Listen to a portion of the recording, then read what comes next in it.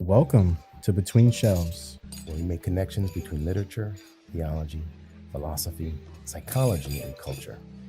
Join us as we explore the interconnectedness of race, spirituality, psychology, and metamodernism. Each episode invites you into a thought-provoking journey, unpacking how these elements shape our understanding of the world and ourselves. My name is Aaron Waldron. We're a religiously traumatized theopoet and a shaman in journey. Our work focuses on creating community and between spaces for religiously traumatized millennials, navigating life beyond colonized religion. And my name is Rafael Reyes. My work is on the importance of imagination and theopoetics in philosophy and religious pluralism. We invite you to Between Shelves To learn, listen, and become.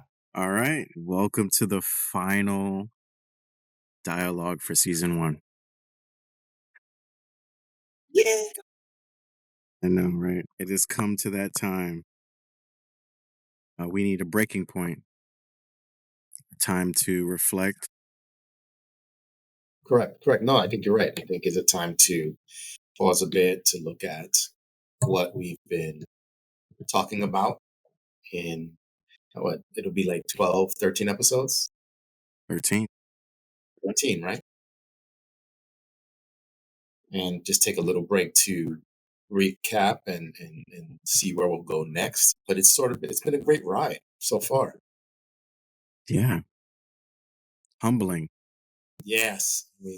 We've had some phenomenal guests that we've had the honor to speak with. Oh, yeah.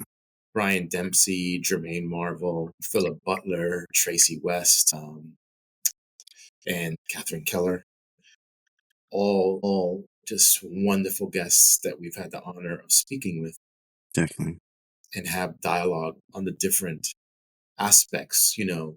Actually, they've been initial attempts with metamodernism and defining it there. Definitely. And how it kind of coincides with their work. And so I would say that's groundbreaking in and of itself. Mm-hmm. So that's very exciting. That's very Definitely. exciting. And maybe just for this debrief, it'll be good to kind of go over what we've been talking about all this time. And it's really been this question of what the heck is metamodernism? Yes. That's really what it's been about. If you were to think about that for a second, how would you define what metamodernism is?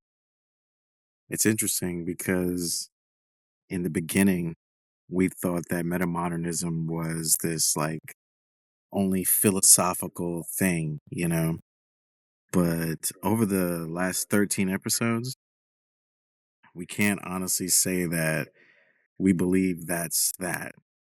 Like metamodernism has become more of something we don't really fully understand, but we're trying to learn more about.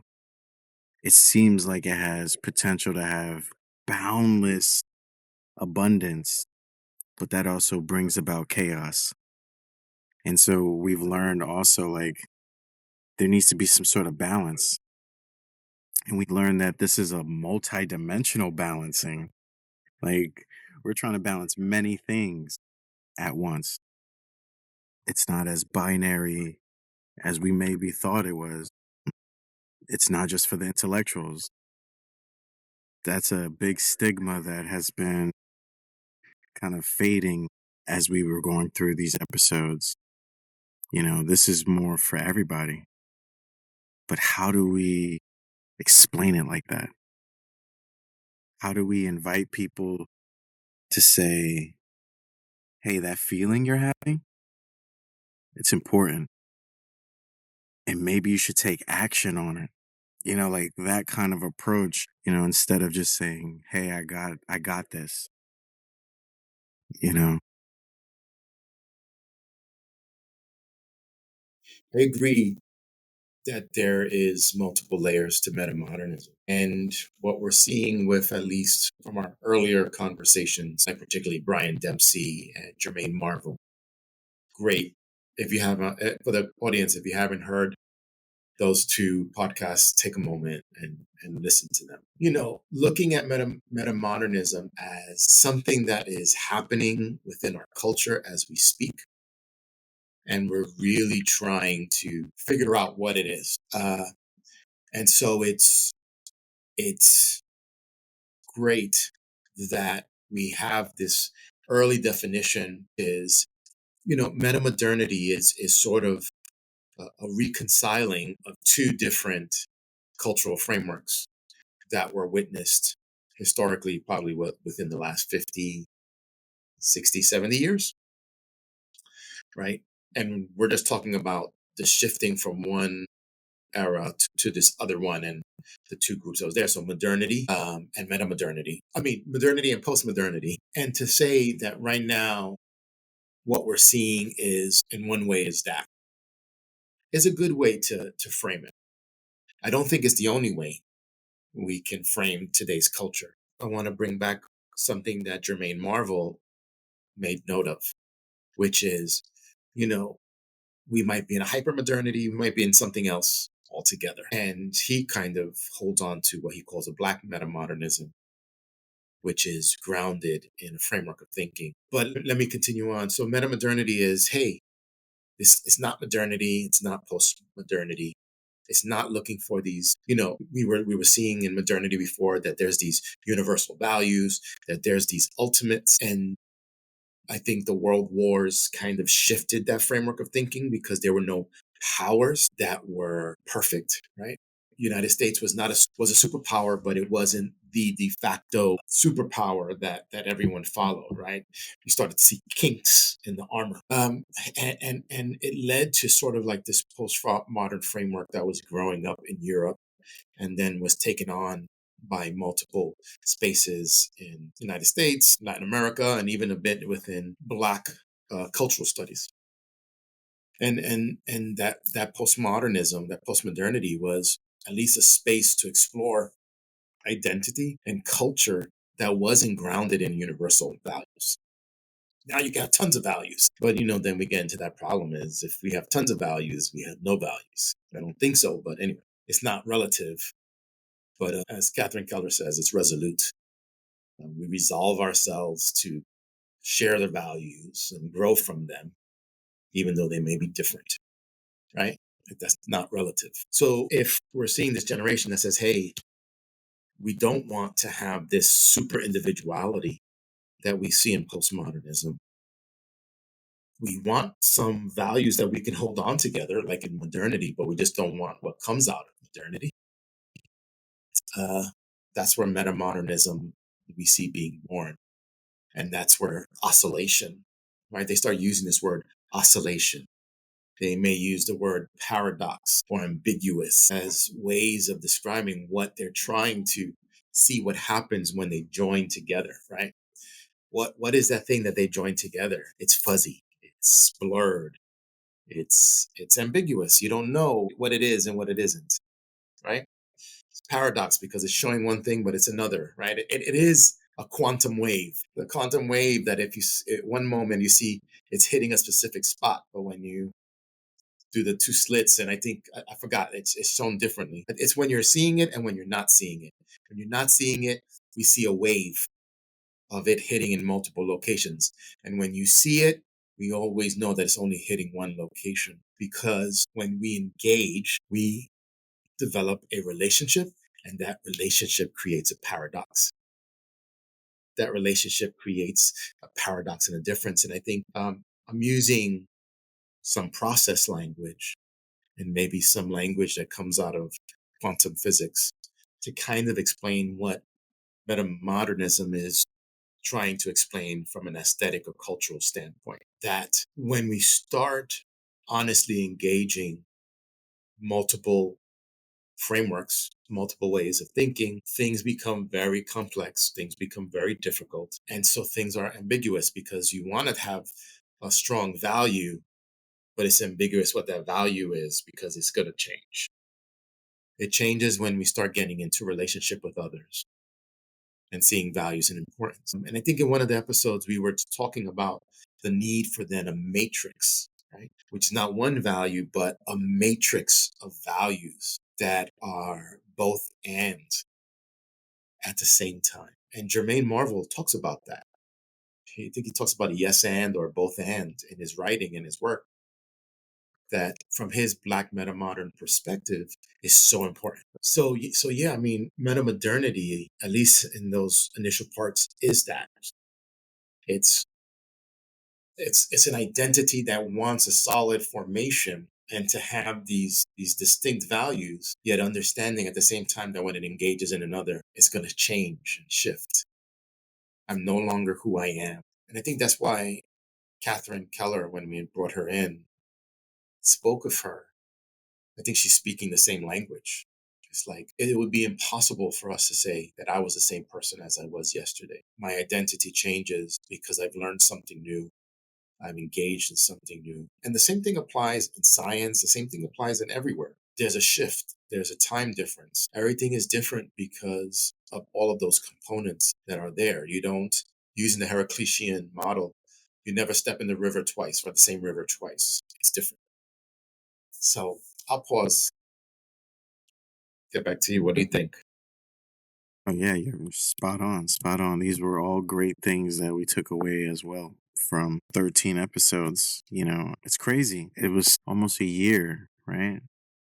Been talking for But some yeah, and I must say, like, we are not the same person, that we were when we started this podcast, or started episode one. We've learned so much and we've shed things and changed, with every dialogue. It was just like, wow, for me personally, speaking with, Brendan Dempsey, and he's been at this thing for years now, and so much information he brought about metamodernism and its open possibilities, we love that. And then the next transition was Jermaine Marvel putting us this new perspective of Black metamodernism, for me, it was just so brand new.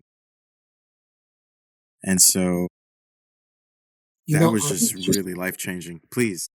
no, I want to ask you a question. Mm-hmm. I think even in your own writing, your own work, you really were highlighting on this notion of race and the problem that we see. And when you were introduced to metamodernism as a framework for thinking, you were saying, well, how does it also speak to race? How does it understand race? Right. And so, I was wondering if you have a moment to think a bit about from these conversations, what happens to this question of race in metamodernism? That's interesting. Yes, it is.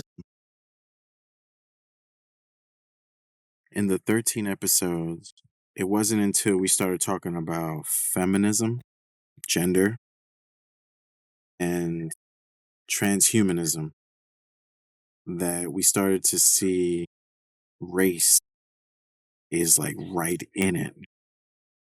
And that it's not that people are unaware, people just don't want to include that into something of priority, and this goes back to our deep yet surface level dialogue on womanism, feminism, and this idea that the oppression against the feminine and how it's been an issue for so long and nobody in power or in authority wants to solve it because they benefit off of it. You know, um, Race has become something of a dimension of thinking. Like years ago, we thought race is based on culture and skin complexion and rituals. But now we're starting to see race is real, but not real. That paradoxal space. So in metamodernism, it seems race is a phenomenon. Like we're still trying to comprehend how do we understand race and races if we're going to continue this language. And we've even seen online and, even probably in person amongst community, people disagree. There's still disagreement. You know, there's people that are avoiding it. A lot of people will say things, like, we don't see color. But in a metamodern space, we have to see color. The space is a spectrum of color. To say I don't see color, you don't see nothing. So it's like, it shouldn't be like the thing that we hyper focus on, but it should be a layer in which we can engage through context and understand complicated things. You know, you reminded me a few years ago, like, it matters. It comes with perspective. And you can't just wash that off. You can't just erase that. And I've never stopped thinking about that. And I was just like, you're right. I was so naive. I didn't understand, and you brought this wisdom that you've learned and you can't get rid of it. And this was before metamodernism. So stepping into metamodernism was like, yeah, you can't get rid of anything. Right. The same way this is out of left field, but it's something I remember. Can't get rid of garbage. Garbage is there. There's no escaping it. And I had done a paper on the viviality of garbage and looking at the event that happened in Spanish Harlem. I think it was like 1950s, 60s during that time. I could be wrong on time. I'd have to look back at it. But the event was in Manhattan. There was a garbage problem, and the garbage they would someone get me dates. They would actually just throw it into the water. And when they were no longer able to do that, they had to find spaces to get rid of it. And so they started actually all the garbage that was in like the 60s to 100, because on 96th Street is where in Manhattan is where Spanish Harlem began. So everything under before that, from 60s to 96, they would take the garbage and dump it in Spanish Harlem to give it our problem, and they didn't have to worry about it. That, in essence, is sort of this portrayal of, hey, I don't have to deal with it. Someone else can. Or it's invisible. This is a good place. And what the residents of Spanish Harlem started doing was they started returning the garbage back, so that in the next morning, they would see their garbage and engrossed, right, and enlarged in specific areas. And part of uh, that resolve was saying, hey, don't throw your garbage on us. And it was a realization that, crap, we have to deal with it. We have to deal with the fact that we create garbage, that we create something, and that it may have a use. There's a consequence to it as well. And that consequence we have to work with, we have to deal with. So we either continue refining our process so we get rid of, so that consequence is no longer there, or we'll keep repeating the same process and we'll have an enlarged problem like we have now. Like, we don't even know where to put garbage. We have boats in the ocean on planet Earth that are just kind of revolving. They're all around. They're just like, hey, I'm going to go over here and see this coast, and then I'm going to go somewhere else, because we have no place to put it. And that's just a stark reminder that it matters. Garbage matters. So I'm not trying to do a one-to-one on garbage and race, so please don't think that. But the thing that we don't want to deal with, we have to deal. That's what I want to say. And the thing we don't want to deal with is the most important thing we need to deal with. It's that. It's that, because that is a mirror of who we are. You're speaking that shadow work, Carl Jung, you know? Maybe I've been, influenced by my partner and your talk, which is all in that sense. No, it's a great analogy. Garbage. It's the shadow. No one wants to deal with it. And garbage has a life. Garbage is alive. It's valid. There's things in it we need. And that is the truth. Yeah. We don't want to deal with it. So yeah, I mean, I also want to highlight one more thing there. I'm appreciative that metamodernity wants to include it as a process of thinking. And yet I'm concerned because of the reality that modernity, in essence, kind of causes it, right? We think of slavery, when we think of, enlightenment, growth of technology or the industrial period, and this framework of thinking, of progress, in reality creates the issue of race or racism. And so then to say that we need to reconcile postmodernity with modernity is problematic and would need or require us to once again say, well, then we have to reckon with our history. And our history is the industrialization, right? The industrial revolution. The history is our Civil War era, the civil rights. This notion and this framework of thinking of progress and what that entails. The notion that there is a hierarchy, the notion of patriarchy. We have to reckon with that. You cannot not think about those components of modernity and then say we can work it together and we can create universal values. Because to have a universal value, guess what? That means all the other values are not valid. So how do we reconcile that? Postmodernity goes another route, right? It says, no, all value, all has value, which is why I like how Catherine Keller engages postmodernity and post-structuralism. She comes out with this notion of the resoluteness, right, which is how our perspective should be. It's not saying that it's relative. Roland Farber talks about this too, but it's resolute. We resolve ourselves to engage in the process of the relationship, to go back and forth, to allow novelty to happen, to allow this emergence to happen as an answer, not the answer, an answer that further engages the notion and the question.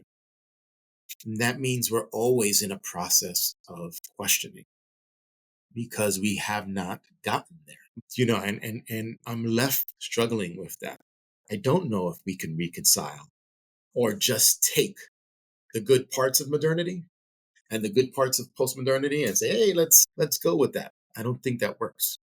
I don't think that works out. I think, and I'll say this, and that's because of some issues I have with this, with the Hegelian dialectic, which is what I'm seeing there. Hegel would say, hey, here's a thesis, here's an antithesis, and we come up with this synthesis, right? But no one really understands that sometimes the way that works is the thesis is always first. The thesis is always correct. The antithesis may have something that's of value to the thesis. And here's my Google talking to me. So I apologize. But and let me stop it. I'm sorry. But I think the thing with that is the first is the thesis. It's right. That means the antithesis would be synthesized or put into the thesis to make it a better. I think that creates the same problem with the garbage analogy. We want to knock out the stuff we don't want. And I think you have to take that. I think you have to accept that. I think, and what I mean by that is I have to take it all in. All of it is important. All of it is important. It forces me to come to reckon with my own framework of thinking, what I've understood as history, what I've understood as the frame of thought. And now I have to join that together. That's why metamodernism and its project is much more complex than what we think. And why these other forms, which are maybe a bit more skeptical or pessimistic, are continuing because of the complexity of it. Can it do it? I don't know your thoughts on that. Yeah, that's interesting. You made me think of how when we got introduced to Black metamodernism, it opened up this idea in my mind about metamodernism in general, and how metamodernism is all about not knowing. That's ultimately where you find yourself, I feel. You find yourself just not knowing and then figuring out how to accept most things and accept that you don't accept everything. So it's kind of like this Buddhist essence as well, right? In the background of metamodernism. And then postmodernism is interesting because it seemed more linear. Like it was more of an investigative approach, We found what's the problem. That's the problem. We know the problem. And then when you say, okay, now we know the problem, how do we rebuild? That's where it seems a little fuzzy, like it hasn't been pushed through a process further. And I find that very interesting because then that would become sort of a place where post-colonial metamodernism starts to emerge, right? Because it was interesting that you brought up modernism and postmodernism, but then these are things still upon colonial imagination. So how do we go back before that to try to figure out what true options or potential do we have outside of the colonial imagination? And that colonial imagination includes the Hegel model, this whole idea of thesis is everything. That's a man trying to just suppose their position, and prove to people that this is true, this is right, but interesting enough, metamodernism is not about proving. Like, we go back to what happens when I have a perspective, others have a perspective, but I need to try to understand that we're all equal. Even though I don't fully understand their perspective, and I may naturally think that my perspective is true and right, it's like metamodernism pushes the consciousness, the process of thinking to say, hey, wait, all perspectives are valid. There is no one right. So now you have to kind of change how you go about thinking about what's healthy, what's for the best, especially when we're thinking like collectively, like in a community, right? How do we prevent dictatorship from emerging versus some, you know, uh, de-centered communitarian kind of, you know, offspring, something that we can continue to imagine, but we clearly haven't fully seen it on this plane of existence yet, you know? And that is the play on to how can we imagine outside the colonial imagination? And it's hard because the colonial imagination is valid too. That's what's messed up about it. Thank you. Thank you for saying that.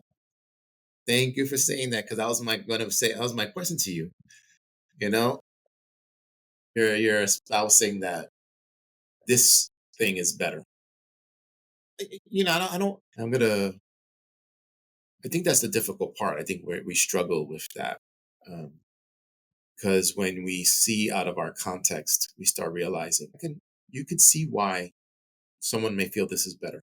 Like I was teaching a class on Christianity, religious course on Christianity, and I had this wonderful reading piece looking at certain kings of the time period of Christianity. And when you start reading why they did what they did, I said these people had daddy issues. But you begin to understand why they did why they had done what they've done. Like one killed his brother, one killed this to make sure that he was. But it was all because of a father issue, a daddy issue, to make sure that they assert their power and they can be or live up to their father's dream. You can understand why that happens and why that becomes an option. Is it a fair option? Is it an option that benefits many? The answer to that would be no. And yet we still hold on to a majority of that because in reality it does in some way benefit many. I think the hopefulness of certain frameworks of thinking that you were talking about is that it fits the best for all, right? So the idea is the hope of a democracy and maybe a more socialist framework in which you have a number of persons that are contributing to the leadership of a nation is a better option than a king. because there's going to be no overthrowing. There's going to be no, none of this empire rule. Because we believe that's the best for society, but it's not the best for everyone. I feel like I don't need any of this. I can do this all by myself, and I can. So it's not the best for everyone, but it's the best for majority. And I think that's how we hopefully think our frameworks of thinking should be. But then a lot of people think differently on what the best frameworks for many should be. That's the difficult part. I recognize that. I think out of my upbringing and my practice, in philosophy and theology, I do think there are certain ways we should think about it. That would be in great conversation, and I want that to be in conversation with others that may think a little bit differently, so that there's growth. But there's something I remember my professor saying, Roland Farber. He said, "We will always have to do a little bit of violence," and what he meant by that was there is something you're going to have to say no to. That's it. And that no is, well, I'm not going to do that. I'm not going to allow that. I'm not going to allow kingly rule to happen again because of what we see it producing, of how there's a disrespect for law, in which we find value in law. So there's always going to be the little violence of no. This can't be a part of it. The vision cannot include that. And he goes, that's just a necessity, because if not, that's the difference between resolute and relativity. Resolute says, okay, this is, here's my yeses and nos. You have your yeses and nos. Can some of those nos change? Can some of those yeses change? Because of the relationship built in that engagement. How much do I grow? How much do I, do I continue to, push the needle forward and go along in those respects? Because I think the resolute is that there's got to be questioning Buddhism and what they would consider evil, because they do say, yeah, desire is not good. It's not good. It's what's causing suffering. It causes suffering. Suffering is not good. I'll pause there. I mean, that's just me thinking about it. But I think you brought up a good point about the desire of what metamodernism is, the desire of it. Now, if the conversations have led to that, I'm not sure yet, but I think that's what conversations are meant for, and writing is meant for, to have those conversations. In this season finale episode of Between Shelves, we reflect on metamodernism and prepare for the 12-month-long sabbatical ahead. Join us for a reflective dialogue with Raphael and Aaron. Together, we navigate the interplay between uncertainty and possibility, examining how metamodernism reframes our perspectives on meaning, ethics, race, identity, and coexistence in a complex world. Whether you're a seeker, a scholar, or just curious about the evolution of identity in our ever-changing world, this dialogue has something for you. Catch the latest dialogue Between Shelves, streaming now on all your favorite podcast platforms. Don't forget to subscribe, share, and leave us a review. Let's explore the in-between together. And now, let's return to our dialogue with Aaron and Raphael as we continue reflecting on metamodernism and how it reshapes our understanding of knowing and the ever-evolving journey of becoming in the 21st century. Yeah, thank you for sharing that. You made me think of how over these 13 episodes, these experiences, these dialogues, we've come to a different place in thinking. We used to think that we had a good understanding of what we were desiring or looking for. But now we're realizing the things we thought were evil or bad are misunderstood. And so it becomes so complicated, because the things you need are also dirty, in the garbage. And to reiterate, it's so hard on a large scale. Humans haven't figured out how to make use of garbage. And on a meta spiritual front, I feel like this represents humanity's lack of deeper shadow work on a collective front. Humans got a lot of shit, and we just haven't collectively dealt with it. And then we break up into our groups on our continents and we have even more shit, and it keeps going. But it's interesting because if we can't get rid of it and we got to make sense of it, I had to ask myself, what are you looking for? What are you looking for to confront? Like you said, we need some violence. Totally agree. Because, we can't. Little violence, yes. But the bigger point is some capacity of violence is necessary. It's not a good and bad thing. It's about what do we need to get to where we want to go. And I'm not saying that everyone should revolt, but revolution is necessary for a reason. Just like in a garden, you know, dealing with different soils, different contexts. Some soil you got to burn the crops, some soil you don't, to fertilize it or make it better. So on a meta spiritual front, that violence, we used to question that a lot, especially when we were in the MDiv. We were reading about Gandhi and the nonviolence, how it inspired MLK. And it's like, how does this nonviolence thing work in a context of hyperviolence? And they were right and wrong same time, right? And it's just interesting to me because, again, what are we looking for? And for me, I'm looking for hit points of control. How are we managing control here? That's my pushback. And I'm willing to apply that necessary violence in order to hold ground to say, yo, this is unacceptable. We can do better. You know, fear. What are we doing with fear? Are we using it to control the people? Are we helping people resolve or heal their fear? Come to terms with their fear, turning fear into inspiration? What are we doing with fear? Responsibility. That's a big one. People can sound good, look good, but are you responsible? Are you using your power in a responsible manner? And so these things just led me to appreciate more process and theopoetics. What were your thoughts? You know, you gotta laugh. I was to reckon with something, to deal with it, is to acknowledge its existence. And I'm always remembering this. Whitehead talks about this, and Deleuze. And Whitehead was saying that at every moment we are experiencing something. We experience the universe, actually. That's what he says.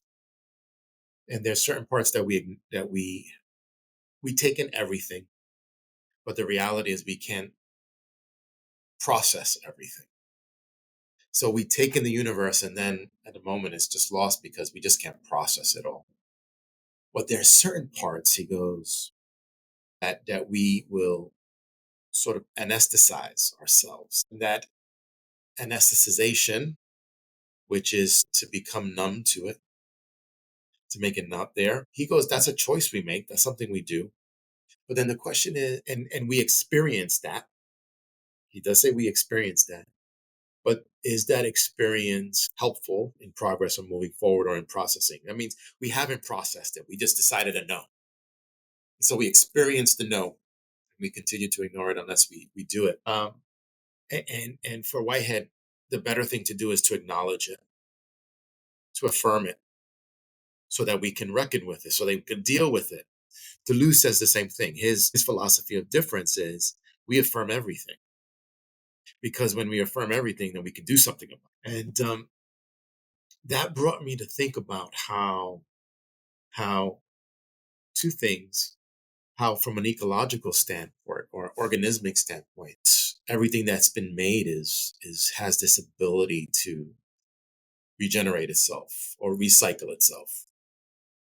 For instance, in our organismic way, when I transition and I go into the ground, the earth has a good job of breaking me down and fertilizing the earth and I can become of something of different values. And I think when that transition happens, it is a reckoning. We deal with it in many ways: remembrance, memories, events, and all those type of things. In one aspect, I guess, in that more higher level intelligence, how do we keep it going so it informs others and it becomes part of the ethos and intellectual pursuit of everything else?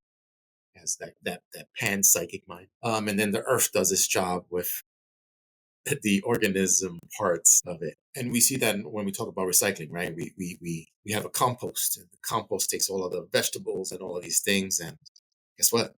Turns it into dirt, fertilized dirt that we can use. Beautiful. And then the next thing I thought was, there's this young guy, he's a scientist, and he's been able to take plastic and convert it to fuel. And for me, I said, he's reckoning with that reality that we have this type of garbage and we need to do something about it. And his life's work has been turning it back into something useful. That work is hard work. That work is definitely not easy. It's fruitful. It's worth it. It's not easy, and not many people will believe you. Not many people believe him. I'm optimistic about it. But it led me to think what you were saying about that to deal with it. We have a lot of crap. We have to deal with it. But the way the earth does it, the way this young man has been doing it, is an example that good can come out of it.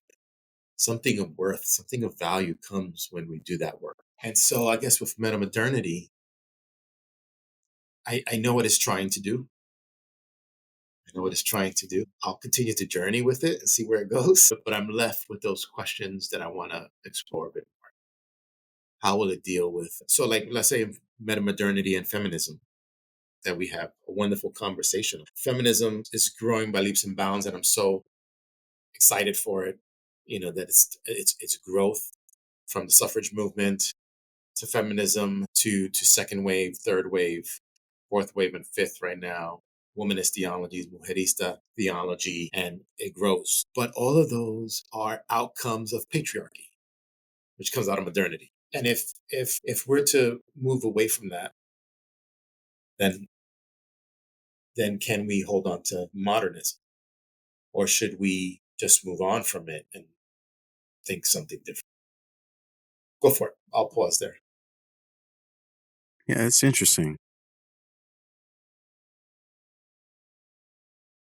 The whole stepping out of colonial thinking is interesting to me. It's hard.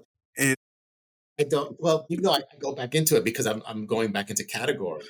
It's just because those categories are still there. I mean, metamodernism still deals with categories. So, Aaron, maybe I want to ask you: is your understanding of metamodernism breaking out of colonial categories? I guess we can aspire for that right now. Can't honestly say we are hitting the mark, but I guess that is sort of the goal. Because we're curious. I think that's also another key element to metamodernism. Your curiosity leads you down these paths of how to take it from a way of thinking to an embodiment. Like we didn't realize how much theopoetics was metamodern, and now it just makes sense. It came from curiosity. Curious, how does this work? Can it work? Can it, hold itself? But speaking with Dr. Butler opened my mind to this whole other digital realm that is very much a part of all of our lives. And so it really makes it even more complicated to say, can you break free for even a moment outside of the colonial sphere or matrix? Because that's what it has become. It's a matrix, a theopoetic, old smelly box. But what happens when you dip outside, for somehow, some way you do, there's others. Endless structures or matrices within matrices. We see that in quantum theory. Quantum theory kind of helps us imagine on a meta spiritual front, even in a meta modern framework, that these things are very complicated. It's not linear. It becomes circular, spherical, even more complicated than that. We understand space so much different. Metamodernism allows us to reinterpret everything. So that is, I think, our attempt to get us far away. Like we're trying to break the gravitational pull of colonialism as much as possible. But yes, you're right. It's a damn sun at this point, and we're orbiting around it. We're living off of it. We thrive off of it, and we have to acknowledge that. A lot of us are successful, are stable, are safe because of colonial thinking. It's just a reality, right? And a lot of us have ancestors that were in a position of slavery, but a lot of us today are profiting or are successful, are doing well for ourselves. Not all of us are, oppressed and in poverty and without. So it's very complicated. We can no longer look at it as this linear thing, point A and point B. It's like I'm just trying to see how much further I can orbit, around this thing because I'm slowly trying to break free from this perhaps orbital system to go to another. I cannot kid myself that I'm gonna completely be free and I'm gonna go through space and time and all by myself. It's gonna something else is gonna pull you in, what Yeah. do you think? I think just to play on using the example of the Matrix, that they create this other world, this other space, but it's still a dichotomy of the world they used to exist in because they still have to create robot machines to protect themselves. They still create devices to poke into it and enter in to try to get more people out. And there are those in there that still believe that, you know what, that way of life was better. And then if you think about the last iteration of the Matrix films, there's a working of both ends, which is, I think, the aspiration of what metamodernism is trying to do and saying it's a both and, that we can find some beauty in that.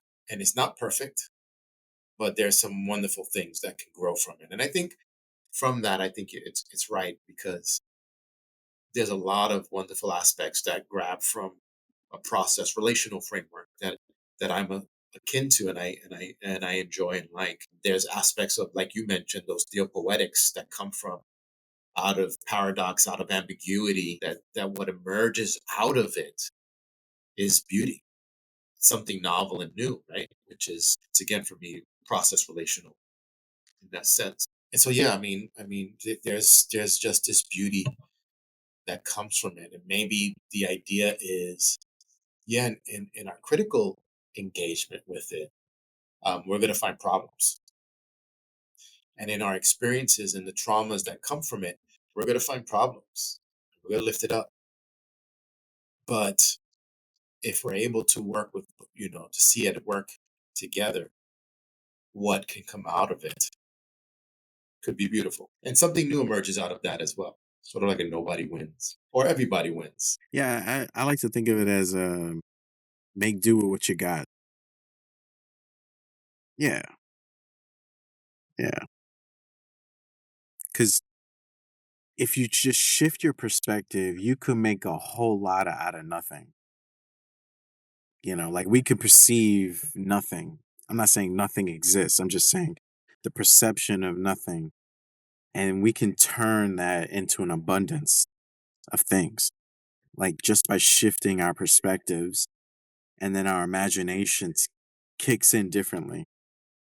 So that's why I always think in a metamodern space, it's not about having everything. It's not about proving everything. It's not about knowing everything. It's just about, hey, I have what I have. I got to make the best of it. I'm enough. On a meta spiritual level, I'm enough. I may be broken or perceived to be broken, but I'm whole. I just have to change my perspective to see how I'm whole. and the process of healing trauma is changing that perspective, and it's hard. I think also and you bring up a good point, and it's a question I'm left thinking is, all right, so we bring up modernity, categories out of modernity and what comes out of postmodernity. We'll bring up both the male and female or the masculine, feminine characteristics. The question for me is what happens in, Whitehead says, what happens in the causal or in the efficient causation, right? Because for Whitehead in his Process and Reality, he breaks down there is a reason why we do things or the reason why we think the way they do. He's using Aristotelian causation there.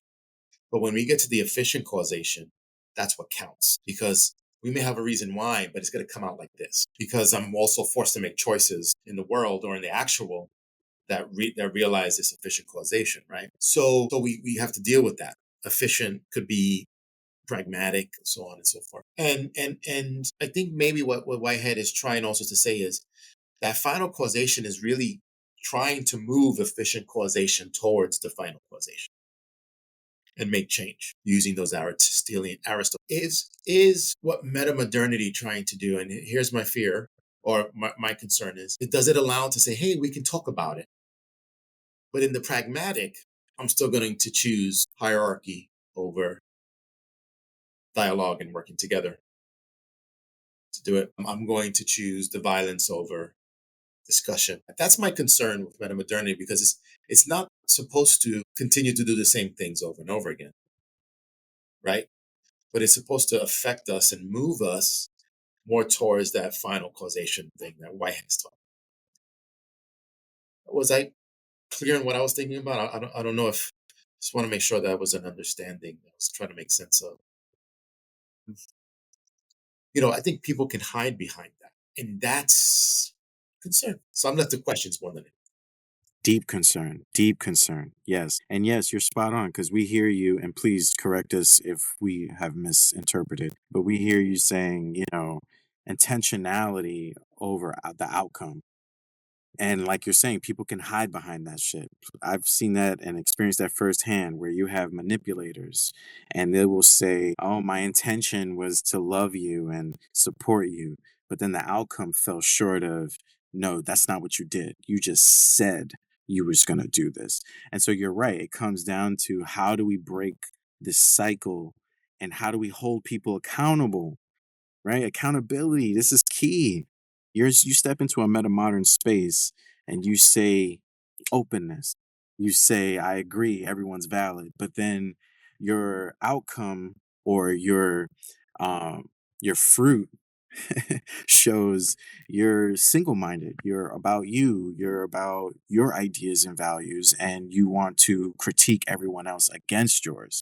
We have those, and theopoetically, you can call them like sharks swimming around, and again, they may say, oh, my intention here is to swim amongst the fish and be like you, but then the outcome is, why are you eating some of the fish? And then some of the fish, like ourselves, say, hey, there's a shark here. And they're eating some of the fish. And then some of the fish, they're just like, no, this is a process ocean. Like, everyone's welcome. Of course, everyone's welcome, but we need to set some damn boundaries. And then this is another complexity of metamodernism, creating those boundaries. And it's at those boundaries that we can have these dialogues. Because I'm not saying like you got to stay away from me forever, but you got to meet me at a certain point and we got to talk about certain things. Because you eating up the fish, come on, I can't trust you. I can't let my guard down. I'm traumatized. Why am I here? Yeah, I'm grateful for that analogy. I think that's why that for me an answer is a matrix is I'm forcing myself to say there can't be one. There just can't be one. And to see a matrix is to say my response has to answer to everything in that matrix. That's it. And my efficient causation has to move more towards my final causation, which is I answer to all that was within that matrix. My response has to be that. And that's not an easy answer.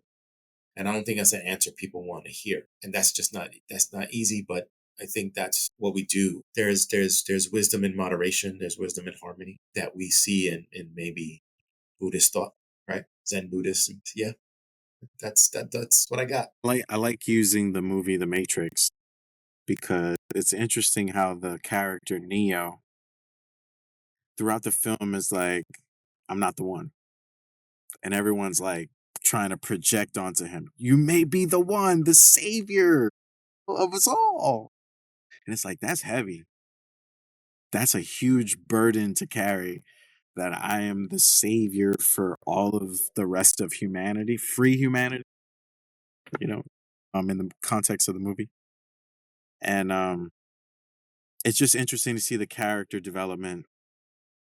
I know that they weren't true to the original, how it was written, but just, following the character development and how in the Resurrection, the last film, you notice this intertwining or inclusion of the feminine.